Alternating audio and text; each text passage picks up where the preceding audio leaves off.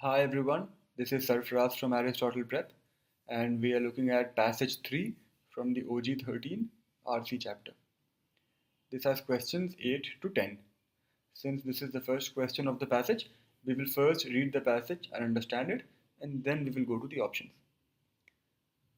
So, the first sentence, as I keep saying, is the most important, so we will focus on that. The first sentence in this case says, archaeology as a profession faces two major problems. The moment I read that, I know it is not a science passage or a medicine passage or a philosophy passage. The passage has to do with archaeology. And now I'm also curious to know what are those two problems that archaeology faces. First, the moment I see a first, I'm also looking for a second somewhere. So, first, it is the poorest of the poor. First problem, lack of money. Only paltry sums are available for excavating, and even less is available for publishing the results and preserving the sites once excavated. Yet archaeologists deal with priceless objects every day. Blah blah blah. The point is, the moment I read the first, and the moment I read first problem is lack of money, I am just going through the lines, not really understanding because I am now looking for a second. So what those lines meant, I may or may not have understood. Doesn't make any difference as long as I know the first problem is lack of money. And I see a second now. Second, there is the problem of illegal excavation, resulting in museum quality pieces being sold to the highest bidder. So, all I've understood from the first paragraph, archaeology faces two problems: one, lack of funds; second, illegal excavation. That's it. Second paragraph, again, first sentence will be very important, which says, I would like to make an outrageous suggestion that would, at one stroke, provide funds for archaeology and reduce the amount of illegal digging. So, one, of course, that a solution is now being presented, and more importantly, the solution is being presented by the author of the passage, not by some other person. Very, very important. So this we know will not be a neutral passage. The author definitely has an agenda. He is giving you a solution. I would propose that scientific archaeological expeditions and governmental authorities sell excavated artifacts on the open market. That's basically the author's solution, that sell the discovered artifacts in the open market. Such sales would provide substantial funds for the excavation and preservation of archaeological sites and the publication of results. At the same time, they would break the illegal excavators' grip on the market, thereby decreasing the inducement to engage in illegal activities. That I can understand. Because if you sell the artifacts, you will get money. So the problem of lack of funds is taken care of. And if you are officially selling the artifacts, why would anybody want to buy illegal artifacts? So that problem is also taken care of. So the author's solution is sell the artifacts in the open market. Sounds good. Third paragraph says you might object. So now the author is addressing an objection. You might object that professionals excavate to acquire knowledge, not money. Moreover, ancient artifacts are part of our global cultural heritage, which should be available for all to appreciate and not sold to the highest bidder. These are objections that the author foresees. I agree. He agrees to these. Okay. Sell nothing that has unique artistic merit or scientific value. That's what the author is saying. But you might reply, everything that comes out of the ground has scientific value. Here we part company. Theoretically, you may be correct in claiming that every artifact has potential scientific value. Practically, you are wrong. So, in this paragraph, the author is saying don't sell anything which has unique scientific value, but the author obviously does not think that everything that is excavated has unique scientific value. So, now I'm curious to know how he distinguishes between which artifact has unique value, which one does not have. Most likely, this will be covered in the next paragraph. So, see, that's how you read. You try to keep making predictions as to what you think will happen next. It may or may not, but what that does is it helps you focus on the passage and it prevents your concentration from wavering here and there. Okay, next paragraph says, I refer to the thousands of pottery vessels and ancient lamps that are essentially duplicates of one another. I immediately get my answer now. Unique value, anything which is available in duplicates, all the duplicates obviously do not have unique value. So you can easily sell the duplicates. That's basically what he'll be saying. So you see, I keep thinking.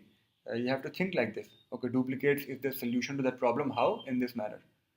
In one small excavation in Cyprus, archaeologists recently uncovered 2,000 virtually indistinguishable small jugs, even precious seal impressions, have been found in abundance. Examples of when you found artifacts in abundance, I'm not bothered about it. If any question comes about these weird sounding handles or whatever, I will go back and read. I know where it is. But all I've got from this paragraph is that the author is saying sell those things which you have duplicates available of. The next paragraph. The basements of museums are simply not large enough to store the artifacts that are likely to be discovered in the future.